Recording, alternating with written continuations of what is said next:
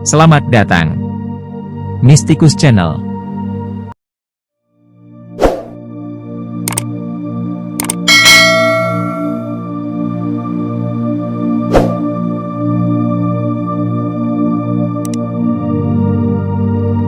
Semuanya tunggal, jumbuh dengan sifat tunggalnya. Itu. Jadi Allah itu ya yang maha tunggal, ora iso diapa-apa, ora iso dwipara, ora iso diporo-poro. Jahuwa dwipara.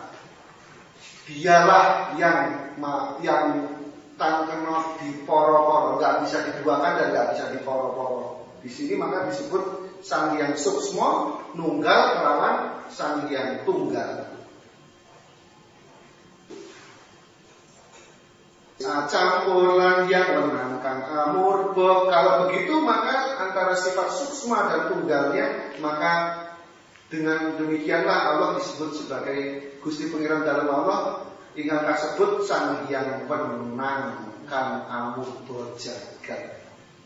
Tadi ada winenang loh, menang amurbeng jagat, amurba ing jagat gitu. Jadi beliau yang maha menang. Menang itu apa? Yaitu yang menciptakan dan yang disesani, yang mencukupkan, menggenapkan. Jadi Gusti Allah itu meninggal terus belum menciptakan, belum ditinggal, keleleran, nggak mungkin, itu bukan sifat Allah. Karena di sini dikatakan Allah itu winenang lan misesani. Itu. Kalau orang Jawa yakin betul tidak mungkin Gusti Allah meninggalkan kita. Tidak mungkin Gusti Allah itu reno. Mari mau ya saya mau tak kayak duit. Enggak mungkin, itulah kita. Saya aja dimintai anak tidak ada yang Pak besok ujian ini tolong aku. Oh iya. Begitu tolong dia kok aneh lali malah gitu. Itu karena sifat lalai. Makanya kita disebut anas. Al-insan. Maka tempatnya lupa. Nah, Allah nggak punya sifat itu. Maka di sini diterangkan kan dia menangkan amurbo. Apa amurbo ini? Amurbo apa? Di foto 32-nya.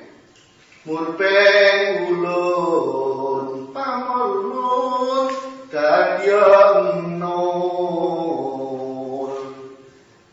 Inggih yang nur cahya ingkang tanpa kantawarni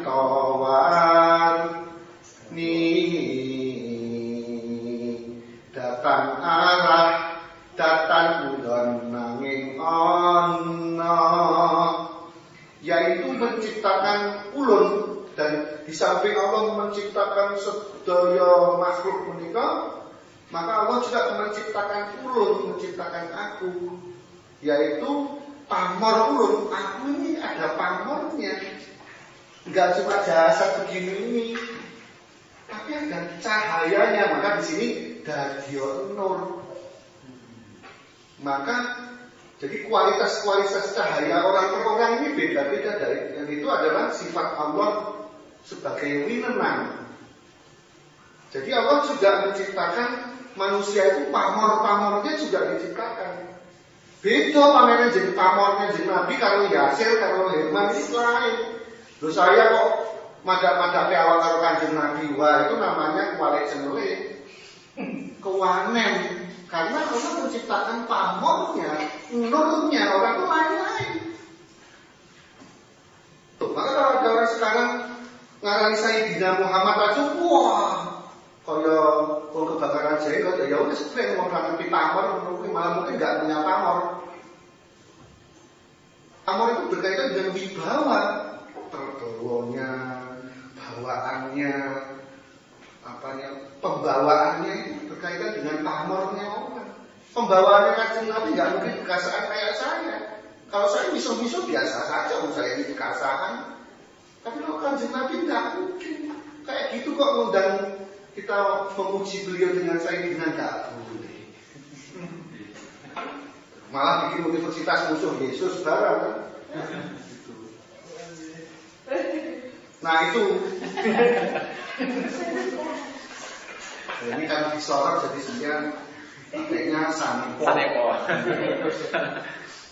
Nggih dia nur cahya, yaitu dia nur cahya karena Allah punya sifat yang nur cahya atau kagungan asma dalem an-nur atau yang nur cahya.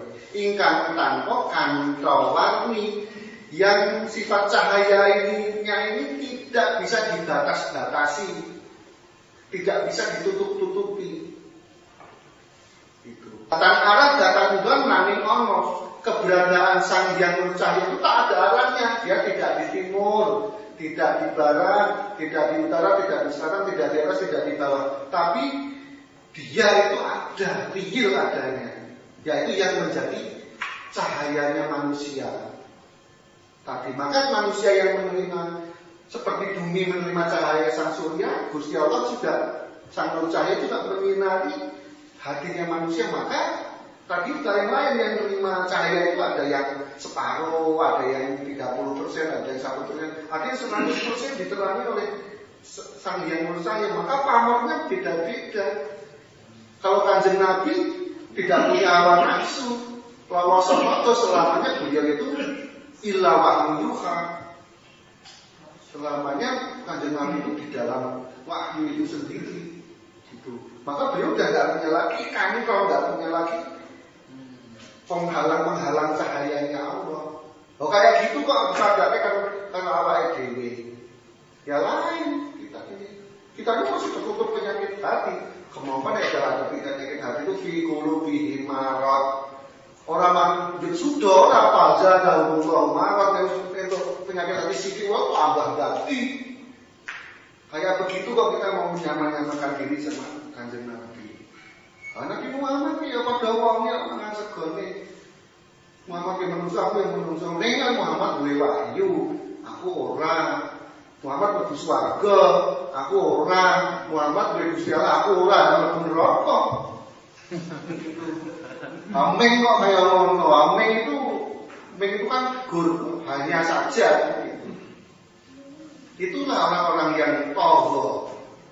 Dan di dalam Jawa itu tok bablasen. Anggenipun indra luka, indra bawana hanya pakai utak saja.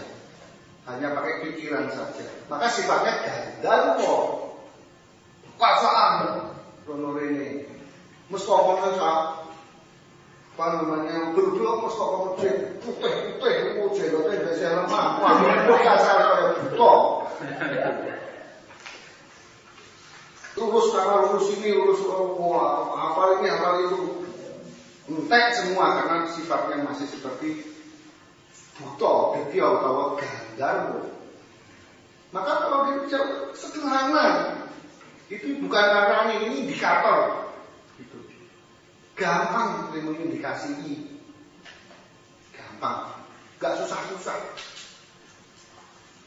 Terus kan ke sang wis acampur sang yang mengambil pemurbe ulun mama sang yang musa ingkang tanpa ambil datan arah datan nggon nanging ono. Jadi nur cahaya ini matahari jiwa kita ini pasti ada, cuma tidak bisa dihalangi. Kalau matahari kan bisa kita alami, terbit dari timur, terbenam di barat. Seperti di dalam, kalau nggak keliru dalam kitab suci itu juga ada itu. Laisal, yang itu nur nur, bla tidak di timur dan tidak di barat. Sakia wala berbiyah. Iya, itulah kira-kira. Iya, tapi kan tidak kami Arabin. Kita ngerti seperti kemarin dalam kita jadi aksara itu ada dua, aksara yang tunggal yaitu pangen paniwa, aksara panengan yaitu aksara Arab, sang saka tengen, aksara paniwa aksara Jawa sing saka kiwa. Sing panengan 30 aksara, sing Jawa 20 aksara kan gitu. Itu harus tunggal di dalam diri orang Jawa. Tidak boleh pisah-pisah. Armane tunggal langgengno tunggal loro iku Jawa ana kang tinggal Jawa.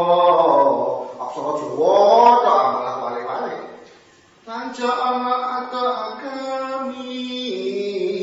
Maka kalau orang Jawa harus duit tunggal ini.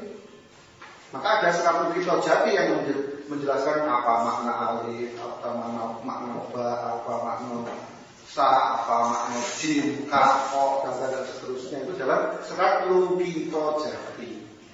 Kalau gini namanya kita betul-betul menjadi kamulo, bukan kami Araben.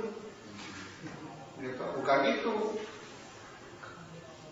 Jadi yang penting di sini adalah bukan rasnya yang kita jelekkan, bukan, tapi sifat gandarwonya. Itu.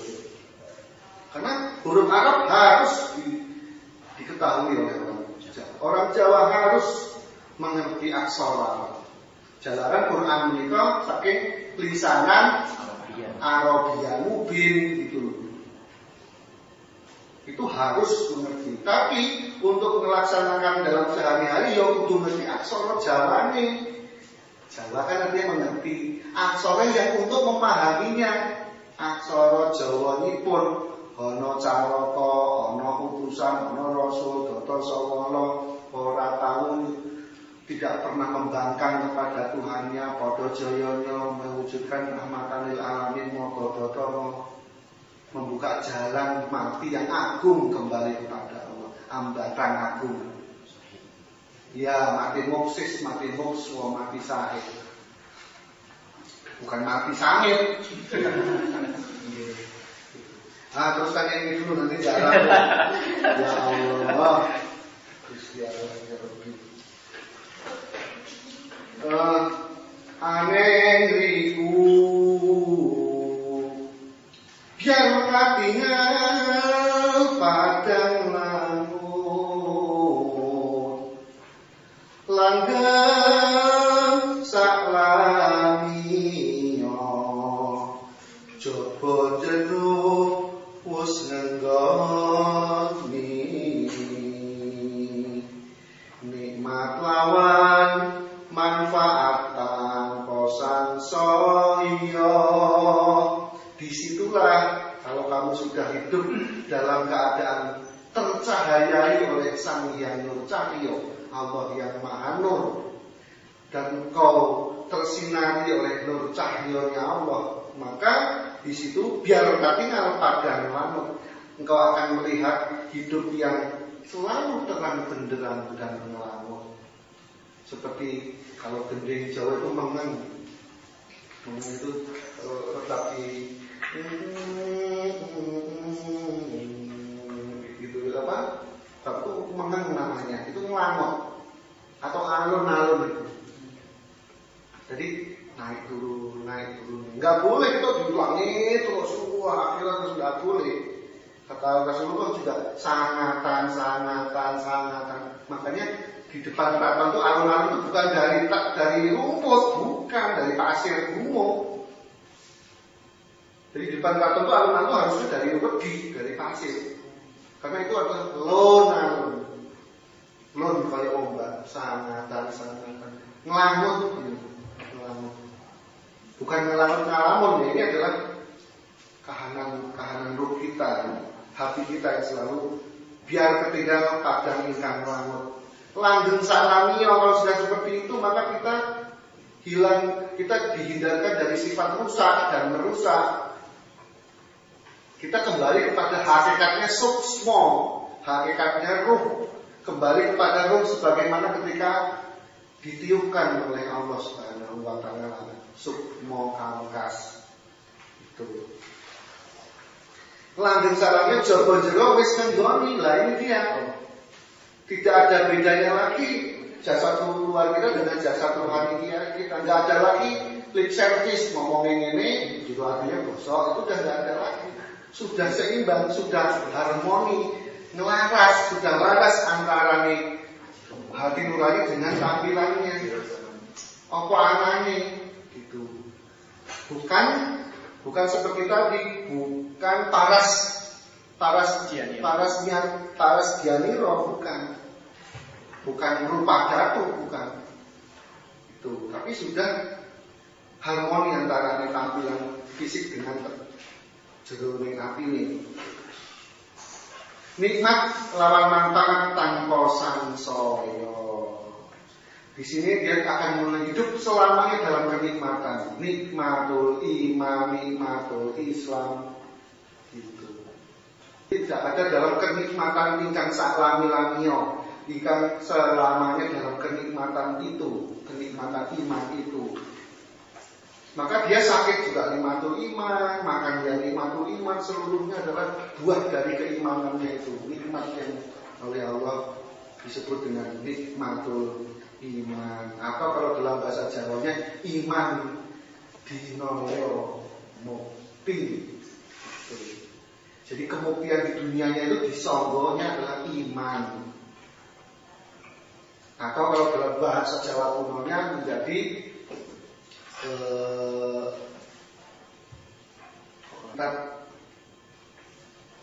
kalilah nanti juga. Jadi sutasoma, suto sumo, sutasoma itu adalah iman dinoyo mukti.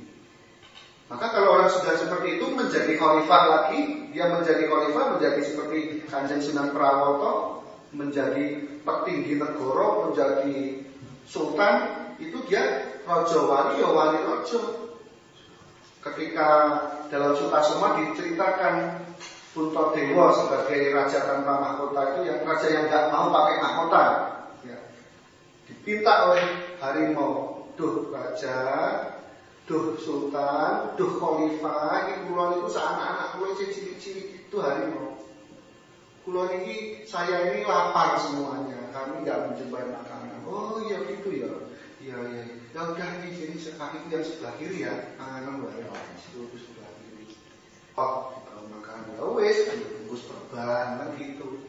Kan dia rahmatan lil alamin, tanggung jawabnya sebagai khalifah yang menyampaikan rahmatnya Allah ke umat bumi, ke utara, ke selatan, ke barat, ke timur.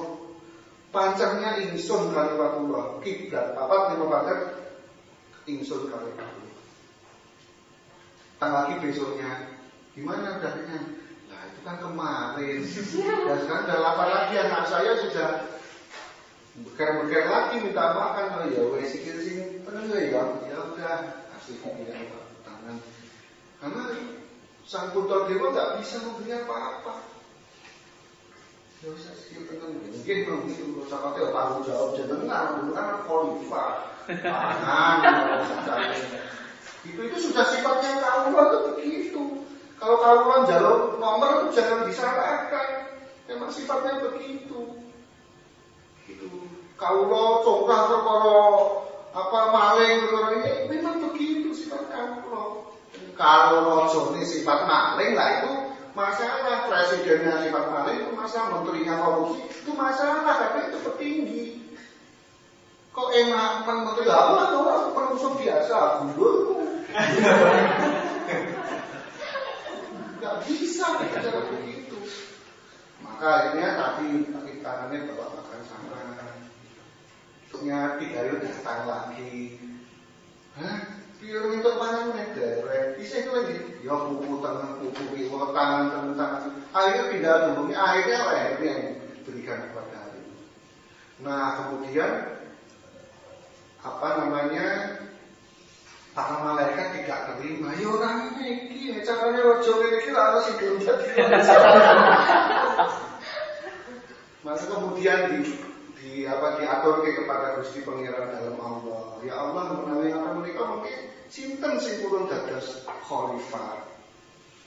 Kula nyuwun digesangke malih ya Allah. Maka mungkin Puntadewa dihidupkan lagi dan lengkap lagi. Itu yang disebut iman dinoyo mukti. Itu wayangnya namanya iman dinoyo mukti. Kisah itu dalam Sutasoma. Itu adalah pengajaran kepada sultan-sultan dan prabu-prabu di tanah Nusantara.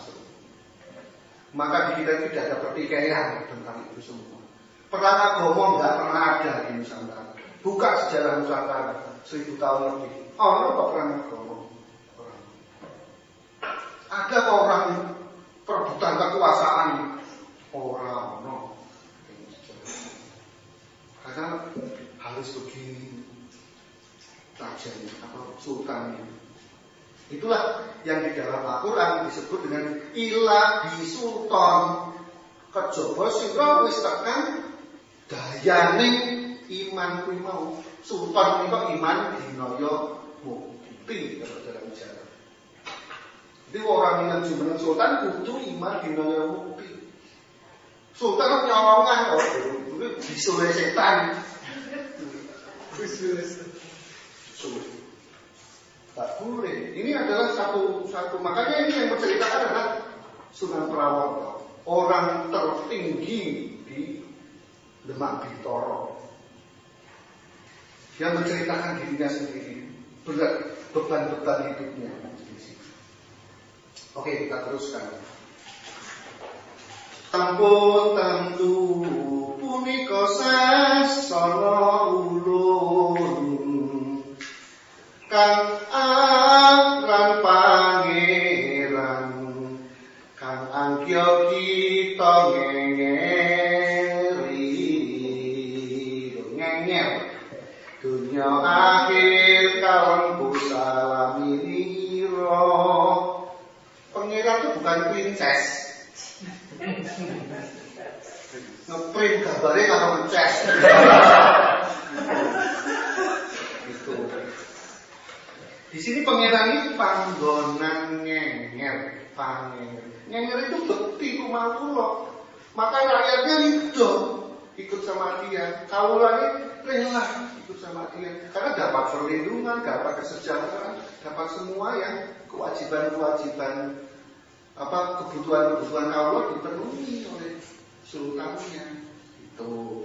Maka di sini sudah tentu itulah sasana ulun, kata Sunan Prawoto, itulah singgasanaku.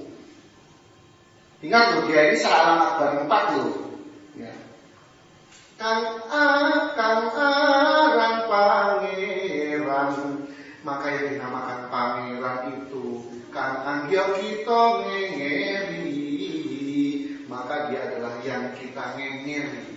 Kita ikhlas rela sepenuhnya mengikuti apa saja dawuhnya. Maka kalau pangeran Sunan Prawoto, pangeran di Demak, maka Gusti Allah adalah Gusti Pangeran ingkang akale jagat. Itu loh. Jadi posisinya cekap kula menika kawula panjenengan dalam Gusti Allah menika Gusti Pangeran dalem kan itu. Jadi kita ini posisinya orang Jawa itu begitu, diposisikan gitu, bukan diskusi. Tuhan apa? Oh Tuhan, Tuhan nggak aku, Tuhan. Saya sudah jadi hantu. Karena teori kok di sini. Kalau orang Jawa diposisikan, wes kowe dadi kawulane Gusti ya. Gusti dalam pangeran Allah menika Gustimu. Maka menyebutnya saja basa panjenengan dalam Allah Subhanahu wa taala. Kalau bahasa Indonesia enggak beliau Allah enggak ada. Enggak ada. Demikian juga menyebut Rasulnya. Kanjeng Rasul, panjenengan dalam Kanjeng Nabi. Itu orang Jawa diposisikan begitu. Jadi begitu lahir cekrol itu belajar positioning, memposisikan diri. Aku lahir di jagat kita di Lopo. Oh, jadi kawula Gusti Allah lan Kanjeng Nabi. Oh, aku yo kawula yo kawula. Apa-apa manut, apa-apa nurut, apa-apa nurut. Maka dapat pangresan, dapat perlindungan. Bukan Gusti Allah yang diperdebatkan yang indra bawana kuwi mau. Jadi persoalan Gusti Allah bukan persoalan yang Gusti indra bawana, ini persoalan mapan ke awak ini, meletakkan diri di depan Tuhan, di depan jagat raya ini. Oh aku ini. Hal seperti itu yang dilatihkan kepada orang-orang Jawa sejak zaman 1000 tahun lebih yang lalu. Itu yang diperkenalkan terus menerus dan diimplementasikan dalam kehidupan sehari-hari. Kita teruskan lagi. Nah ini Tento ulun, oleh karena itu ulun salat masjid datang ayun punika wong Arab. Harus begitu. Balik kula tiyang Jawi. Kan bekasaan kok, bekasaan Gandarwa itu. Salah kula inggih cara bangsa Jawa. Pramila, oleh karena itu aku ini hambanya Allah ini, kawulane Gusti Pangeran ini. Salat masjid datang ayo. Kalau cuma mengandalkan salat di masjid kok nggak bisa diharapkan itu. Cukup boleh salat masjid kok. Salat masjid itu rukun jamiah, rukun kemasyarakatan kudu bareng mulane ganjarane 17. Kalau yang lain-lainnya kan ganjarannya seperti sebutir padi ditanam masing-masing 700, masing-masing batang 700. Kalau salat jamiah itu 17 ganjarannya, karena itu nggak mencukupi. Itu loh wong Jawa itu. Menika wong Arab, Gandarwa itu lah cara bekasaan itu. Lima tumpok, baru ini Mas Eko asli mangkok bertemu dengan Bogor baru itu. Jangan cara akal hati-hati ini bukan huruf Arabnya, itu bukan Madinah Mekkahnya. Ini watak bekasaannya Gandarwanya itu didoi. Mula wong Jawa digawa, Arab digarap. Jalaran wong Arab iki syarat-syarat. Jawa ini digawa ayo to. Tadi panjenengan dalam pengiran pulau kemauan itu loh dibawa diajarkan yang orang jalanan memang bekasaan. Buka Al-Quran ini kok wonten surat Al-Fat ini. Itu maksudnya. Bukan kemudian ahli Arab, bukan itu. Wong Jawa itu nggak tahu ngomong kuwi. Wong Jawa itu yang jelas sepele, positioningnya harus pas dulu. Posisikan dulu pas baru bilang begini. Karena tadi Jawa kang tinggal Jawa, lan Jawa akal agami. Wong Jawa tanpa agama dadine ula. Jawa ula pusat-pusat kasar ora tekan-tekan. Pusat-pusat tok. Tapi wong Jawa harus bima kanthi agama. Bima kanthi Muhammad.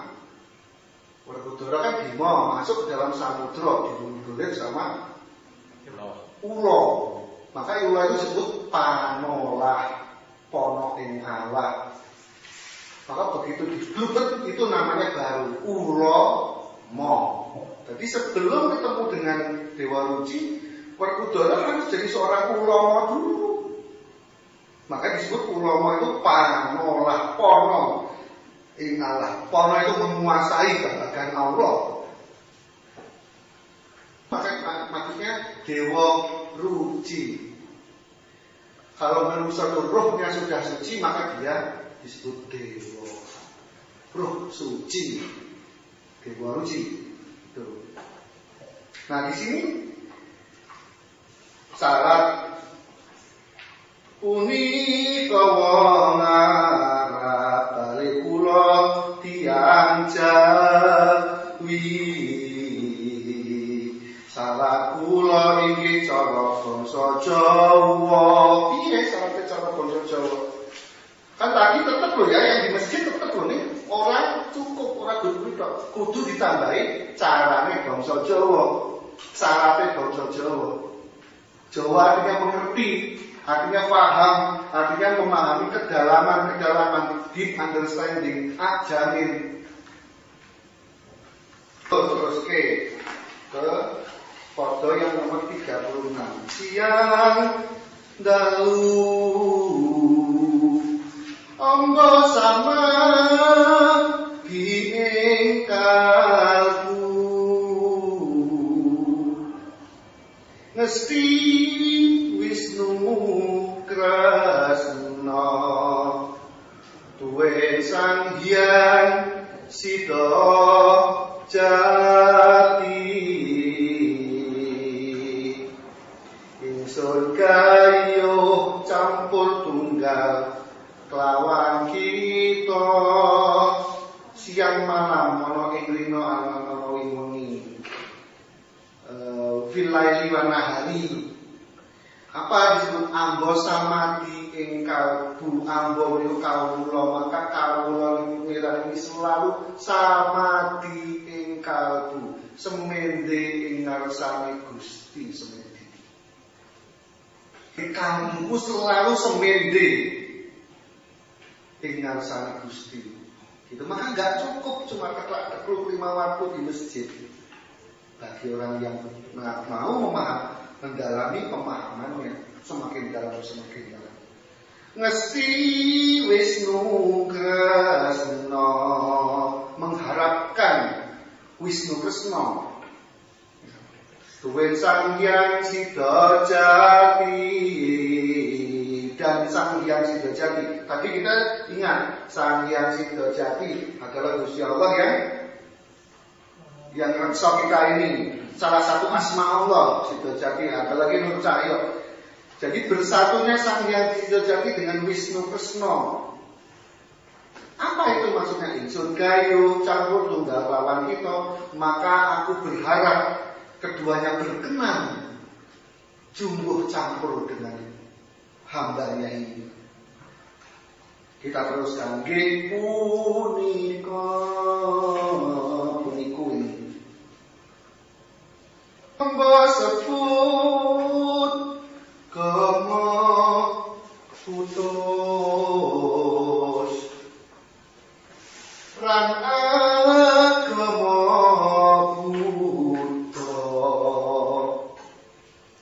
tegese anggap budi.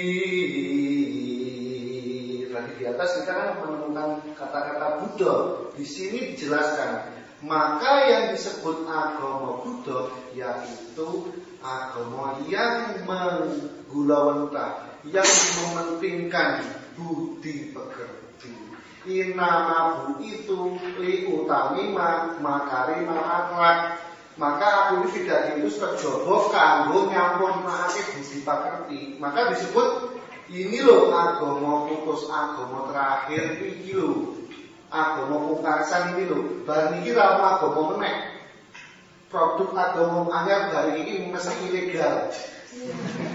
Kalau sertifikat itu. Karena inamabu itu maka Imam Makarim apa? Diutami Makarim akhlak. Ya kuwi anyang budi. Kuwi mulane wong Jawa zaman biyen nyebutnya Buddha. Bukan Buddhisme, bukan. Gitu loh. Lan agama Buddha tegese anggap budi. Jatimipun Buddha Islam padha uga. Gitu. Maka Islam ya Buddha, budaya Islam, bukan Buddhisme, bukan. Sampai sini, nanti kita ke bawah lagi.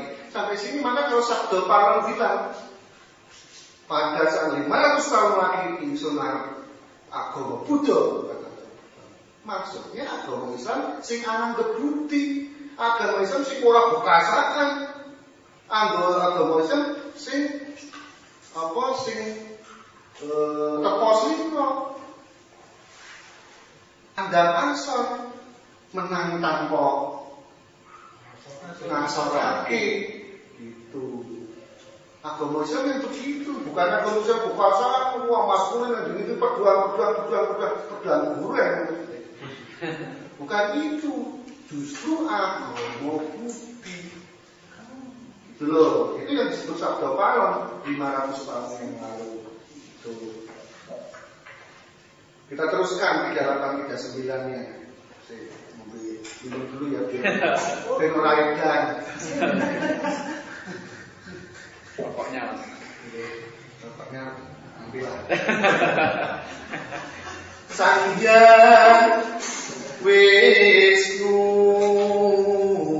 Tadi Wisnu Kresna lawan Sang Hyang Siddhajati dijelaskan di sini. Anak teges ipun Rasul yen Kresna Muhammad. Sedangkan Kresna Arabnya adalah Muhammad. Allah Sang Hyang Siddhajati.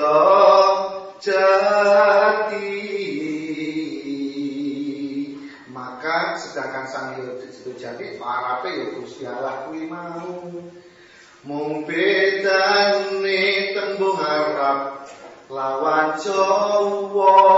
Jadi ini kamusnya ini loh, Pak. Ini kamus ini, kalau dalam di Mesir ada batu rosetannya. Nek nyebut Kresna itu artinya Muhammad, nyebut Wisnu itu artinya Rasul. Maka kalau Wisnu Kresna artinya Kanjeng Rasulullah Muhammad sallallahu alaihi wasallam, itu Wisnu Kresna. Kalau nyebut Sang Hyang Siddhajati maksudnya mesti pengenalan dalam Allah Subhanahu wa ta'ala. Yang satu dalam bahasa Jawa, satu bahasa Arab, gitu loh maksudnya. Lah kok saiki dadi beda. Itu Sang Hyang guru gua, maksudnya kuwi wayang.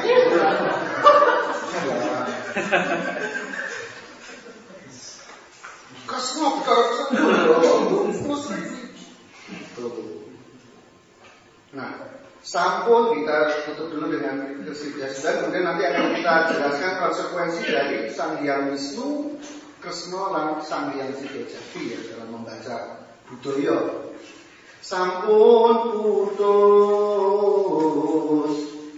lawan punika, sampun putus kan punika kawruh ulun para wali songo. Sumangga para nubeksi mung yen sisih ulun nyuwun pangaksama. Demikianlah apa yang aku hamba haturkan kepada majelis para wali songo di sini. Silahkan dikoreksi, silahkan diteliti. Tapi kalau ada kesalahan, ada yang sisik, aku minta maaf dan sebesar-besarnya. Itu kata Kanjeng Sunan Prawoto. Nah, Sang Hyang Wisnu. Jadi kalau kita menulis Wisnu, ini adalah personnya. Kan tadi anak tegesipun Rasul. Jadi Rasul. Ya, jadi kalau bahas kata Rasul gitu aja ya. Ini, maka kalau kata kerjanya di sini, kata kerjanya Wisnu lagi Waisnawa. Aku mengutus, maka ingsun mengutus Sang Hyang Siddhajati Waisnawa. Maka artinya dialah Allah yang mengutus. Huwallazi arsala. Nah, ini di sini rasala. Arsala.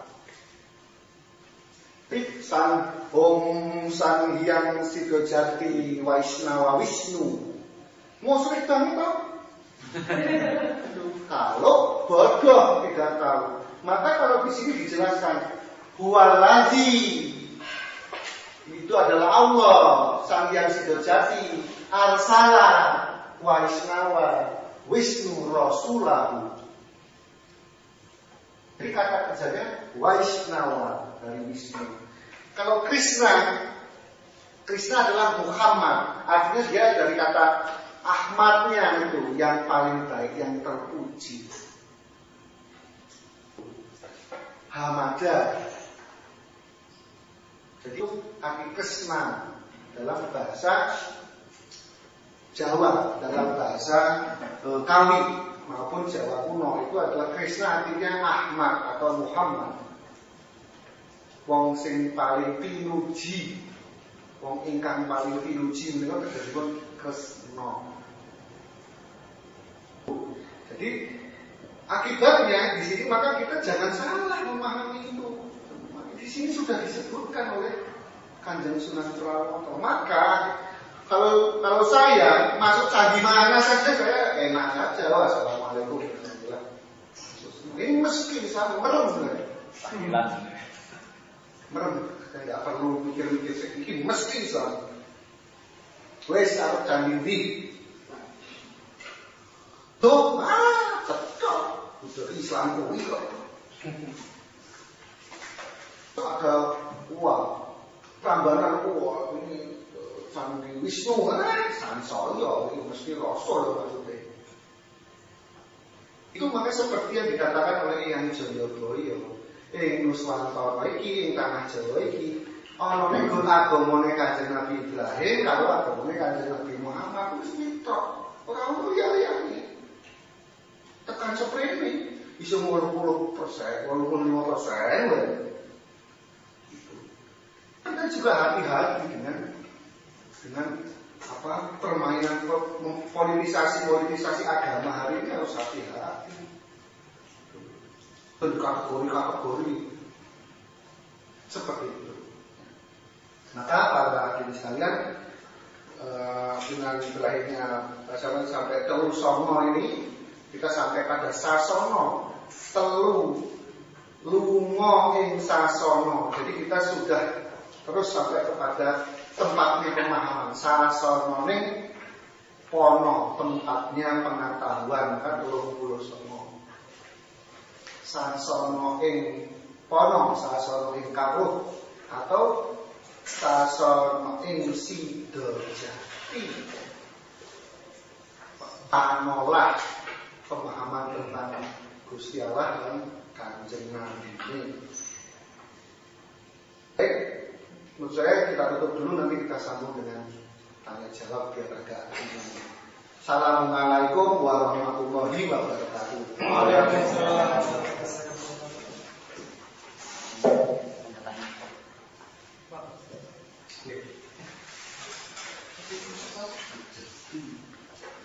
Tentang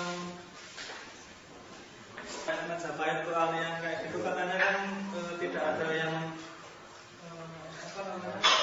dengan kekerasan gitu, tapi sepengetahuan saya itu kok pergantian kepemimpinan itu mesti ada harus menumpahkan darah seperti itu. Itu memang itu politiknya, ceritanya seperti itu atau istilahnya itu rekayasa atau benar atau gimana? Soalnya kan kalau ada partitur tadi ada di Sidoarjo atau katanya memang meninggal di pinggir sungai karena dibunuh oleh keponakan sendiri atau seperti itu. Memang benar seperti itu atau gimana? Terus yang kedua, tolong dijabarkan lagi Buddha dan Buddhisme tadi setelah runtuh sehingga kita tidak terjebak pada sebenarnya agama Buddha sekarang itu penyelewengan dari Buddha kita atau memang itu beda istilah yang ditumpang tinggikan? Langsung jawab dulu ya, tidak supaya dulu. Yang pertama tentang perjalanan sejarah kita. Kalau ke Jogja nanti HB8 merebut apanya HB7 gitu. Jokowi turunnya direbut, ya, terus nanti naik lagi HB1 congkak dengan PB3, bisa memotokkan Jogja, PB3 Solo, naik lagi Mataram, sama Bahan Senopati, mateni Hadi Wijaya, pajang, pateni, mau biar kue aku sakti singkong, gitu kalau jalan cerita. Nanti naik lagi Hadi Wijaya mateni Ando Penangsang. Tadi saya lepen tadi. Raja Demak Aden Patah mateni Raja Majapahit.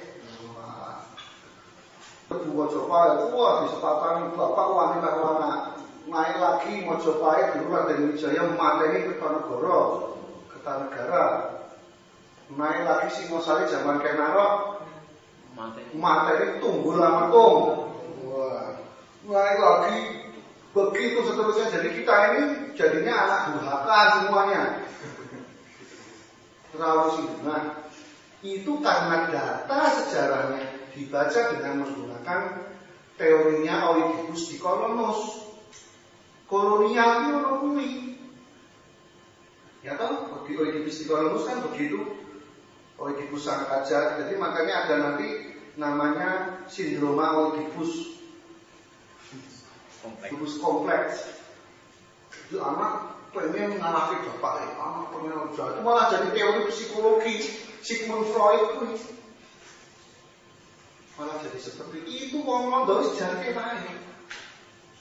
Padahal nih atau padahal gunung wis jarno wae. Kuwi dhewe wong kuwale cenele ya. Padahal kalau di kita itu tadi sudah disebutkan Sultan itu Prabu itu harus begini. Nah, terus piye Oedipusnya di mana ini? Harus iman dinoyo mukti. Terus di mana ini Oedipusnya? Artinya membaca data sejarahnya jangan pakai moto kebo putih, moto kebo bule, agegaman tebu ulung. Jangan pakai matanya londo menurut saya. Kita memahami serat Babat Demak terjemahnya Sturman atau terjemahnya si De Graaf. Kebangkitan Mataram, wah Panembahan Senopati ini contoh De Graaf yang kita baca. Ya jangan kemudian nganggone Oedipus Diccolonus. Raja anyar iki kudu mateni bapakne ngono kuwi. Lha wong londo ngono kuwi. Londo pulau Budo. Bodoh barat. Pulau Budo. Makanya apa? Oleh karena itu ini loh, itu namanya teorinya yang dipakai adalah teori konflik untuk membaca sejarah. Kudu konflik antara bapak sama anak Oedipus Diccolonus harus dengan Oedipus kompleks. Lah cara wong londo dipeksa-peksake ning Indonesia, ning wong Nuswantara yang jelas-jelas agung seperti ini. Ini tadi kita sudah jawabannya sudah diterangkan bagaimana posisi iman dinoyo mukti atau Sutasoma. Gitu. Jadi kalau begitu kita harus mencari sendiri sekarang data sejarahnya. Wah baru baca ini kewajaran. Kalau baca manuskrip namanya itu mitologi bukan data. Ya data kudu seko De Graaf ku jenenge data. Ya Gandharma, koncone Gandharwa. Gitu. Maka kita frame of reference-nya harus kita kritik. Sekarang ini kalau kita memang ingin kembali kepada sejarah yang sesungguhnya. Jangan dipakai itu Oedipus kompleks. Kita enggak pergurinan kekuasaan dan raja-raja di negeri kita adalah Wawosoto dengan berdasarkan wahyu. Wahyunya kepada siapa? Oh, wahyunya kepada Mataram. Menjadi datuk, kedatonnya keraton-keraton sak Nuswantara. Semua ikut nggih. Karena semuanya kawula. Dawuhnya Allah harus Mataram yang menjadi datuk. Ya sudah semuanya menyerahkan pusakanya. Palembang menyerahkan pusaka, Gorontalo menyerahkan pusaka, Tapulapura, Kalimantan menyerahkan pusaka, semuanya menyerahkan pusaka. Bukan tanda takut, bukan. Tanda bahwa kita ini bersatu semuanya. Sultan-sultan itu semuanya secara silsilah adalah podo, anak turunnya Kanjeng Nabi, durian Nabi.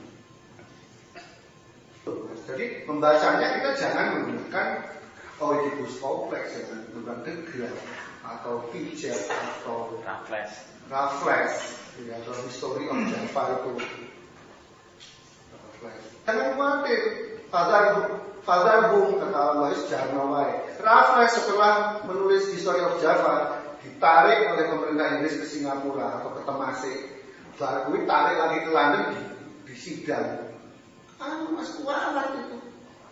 Raffles itu di sidang dituduh menghabiskan biaya negara. Jadi selama Raffles mengadakan penelitian, nulis buku segala macam itu sama pemerintah Inggris ditagih ke Raffles. Nah, pentek semene bayar. Asal mampot nih jual. Betul, Raffles pun matinya jatuh dari tangga. Keluar dari pengadilan jatuh dari tangga. Itu Raffles. Padahal belum mati sangit. Mati sangit. Ya.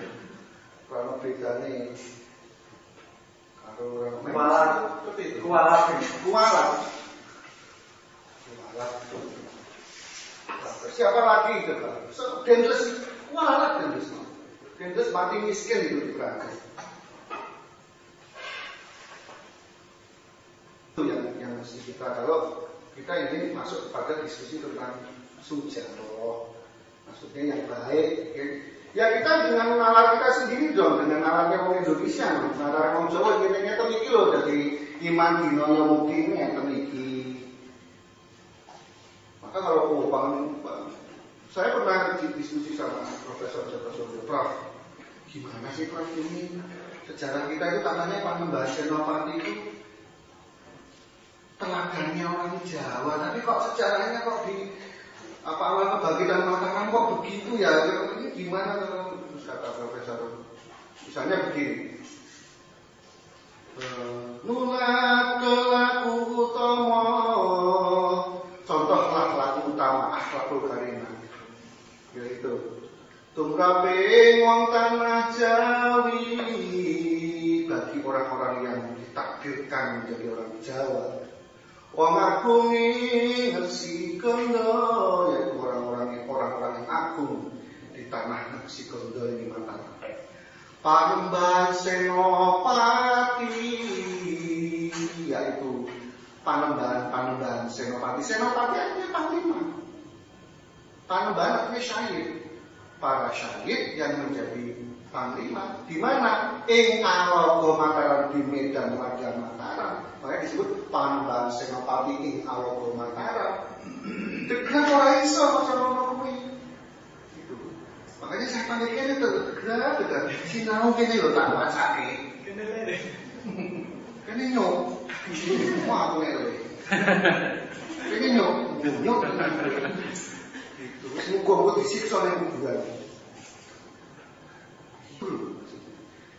Kapatian Masudi yang mati-matian dia mengolah diri.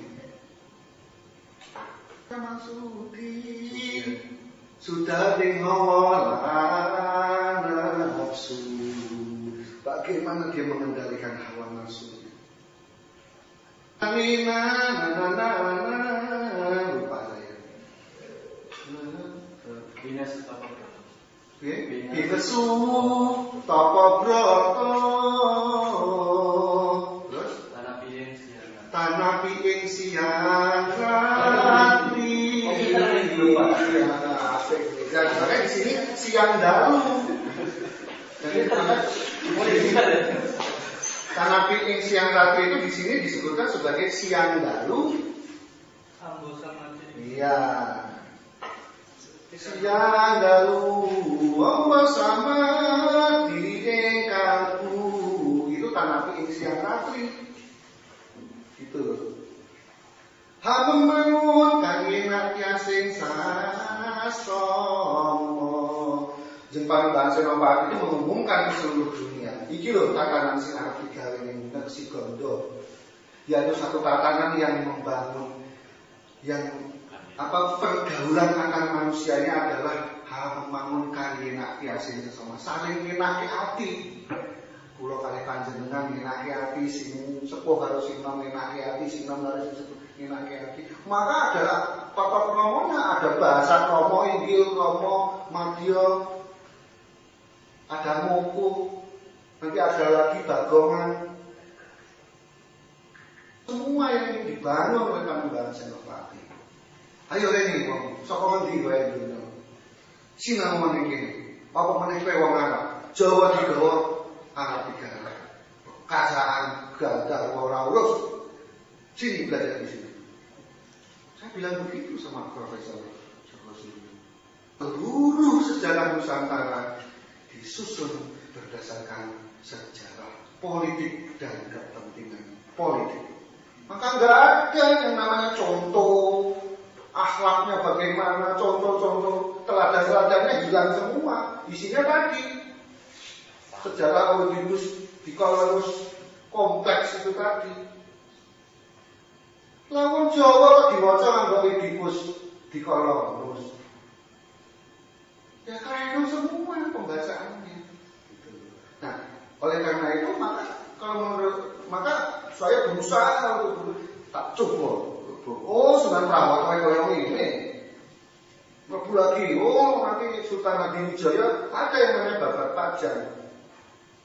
Bagaimana Panembahan Senopati menselatkan Sultan Hadiwijaya? Bagaimana Panembahan Senopati ketika Sultan Hadiwijaya sakit, beliau membantu barak-barak untuk mendoakan Kanjeng Sultan. Enggak ada dalam sejarah telegraf. Padahal batasnya ada, seratnya ada, tapi tidak ada ruang untuk membacanya dalam diskusi-diskusi akademis. Historiografi tradisi tidak pernah diberi ruang untuk menjelaskan diri. Saya ngomong begini loh kemarin ketika seminar di UNY, FTS. Saya ngomong begini, karena kami tidak pernah diberi ruang untuk menjelaskan kami sendiri, menjelaskan manuskrip, menjelaskan ini. Yang namanya ilmiah yang sah dan legal namanya historiografi akademis yang objektif, tidak tercampur dengan tahayul dan mitologi. Oh, saya selama ini dalam tradisi Jawa tidak ada dualisme seperti itu, karena yang disebutkan sebagai karya ilmiah di dalam Jawa zaman dulu harus ditulis dalam bentuk cepat, ditulis dalam bentuk gancaran atau prosa, dan ketika ditulis dalam bentuk pagedongan, ringkasan-ringkasan. Yang paling tinggi karya ilmiahnya adalah yang seperti ini, cepat dan syarat makna. Ini paling ilmiah sebenarnya. Lah, oleh karena itu, kenapa dia ditulis pucung, kenapa dia ditulis dalam gambo, dalam Asmarandono, Kinanti dan sebagainya, itu sudah aturan-aturan main zaman waktu itu. Lah, kok aturan ilmiah zaman dulu sekarang dinilai oleh aturan ilmiah sekarang? Ya nggak bisa dong. Masuki dulu aturan ilmiah zaman dulu gimana? Masuki dulu para sastronya, masuki dulu kapujangannya, masuki dulu tingkatan-tingkatan pralambito, pralambang, sawepan, semua harus mengerti, baru diomongkan. Historiografi tradisional tidak pernah diberi ruang untuk menjelaskan itu semua. Semuanya katanya. Dari katanya saja, katanya lambene kebudule. Maka kalau jenengan mengerti Paromo Sastro, jenengan baca bukunya Degrad dari halaman awal sampai terakhir, jenengan bongko menurutnya lucu itu. Lawakan paling bagel. Tapi sayangnya Degrad itu nama depannya itu Herman Degrad itu loh.